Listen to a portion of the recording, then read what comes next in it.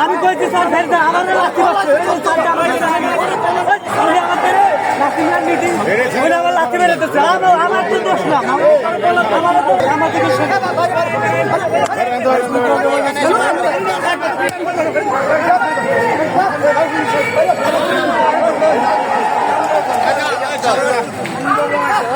ওই যাবে আমাকে নিচে প্রোগ্রাম আছে, আমি তো প্রোগ্রামের নামটা বলি তারপর যান। এই কথা তো বলছি, একটা ধাক্কা দিয়েছে, ধাক্কা দিয়েই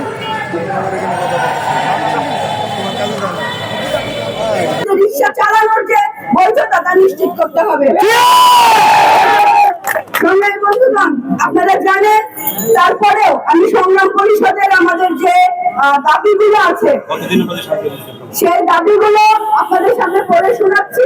আপনারা জানেন, আমরা এই অন্তর্বর্তীকালীন সরকারের কাছে গত 24 অক্টোবর একটা স্মারকলিপি দিয়েছিলাম।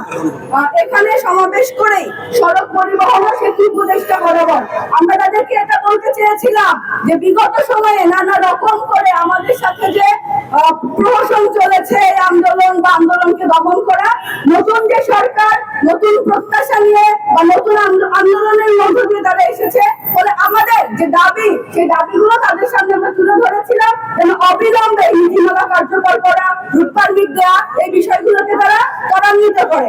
আমাদের সেখানে দাবিগুলো ছিল নীতিমালা অনুযায়ী ইজি বাইক সংগ্রাম পরিষদের সংশোধনী প্রস্তাব গ্রহণ করে ব্যাটারি চালিত যানবাহনের জন্য 3 হুইলার ও সমজাতীয় মোটরযানের সুষ্ঠু ব্যবস্থাপনা ও নিয়ন্ত্রণ নীতিমালা 2024 চূড়ান্ত করে দ্রুত গেজেট প্রকাশ করো। নীতিমালা অনুযায়ী ইজি বাইক, রিক্সা সহ ব্যাটারি চালিত যানবাহনের নিবন্ধন, চালকদের লাইসেন্স ও রুট পারমিট প্রদান করো। কারিগরি ত্রুটি সংশোধন করে ব্যাটারি চালিত যানবাহনের আধুনিকায়ন করো। চালক, মেকানিক, মালিক সহ 60 লাখ ও তাদের উপর নির্ভরশীল 2.5 কোটি মানুষের জীবন জীবিকা রক্ষায় ব্যাটারি চালিত যানবাহন চলাচল বন্ধ করা যাবে না। ছাত্র শ্রমিক জনতার গণ অভ্যুত্থানে ব্যাটারি চালিত ইজি বাইক ও রিক্সা সহ নিহত আহত সকল শ্রমিকের ক্ষতিপূরণ, চিকিৎসা ও পুনর্বাসনের ব্যবস্থা নিশ্চিত করো। বিদ্যুৎ চুরি ও অপচয় বন্ধ করতে ইলেকট্রিক বা ব্যাটারি চালিত যানবাহনের জন্য চার্জিং স্টেশন স্থাপন করো। প্রতিটি সড়ক মহাসড়কে ইজি বাইক, রিক্সা সহ ব্যাটারি চালিত স্বল্প গতির ও লোকাল যানবাহনের জন্য সার্ভিস রোড বা বাইলেন নির্মাণ করে সড়কের বিশৃঙ্খলা ও দুর্ঘটনা নিরসন করো। ঢাকা সহ সারা দেশে ব্যাটারি রিক্সা ও ইজি বাইক জব্দ করা বন্ধ করো।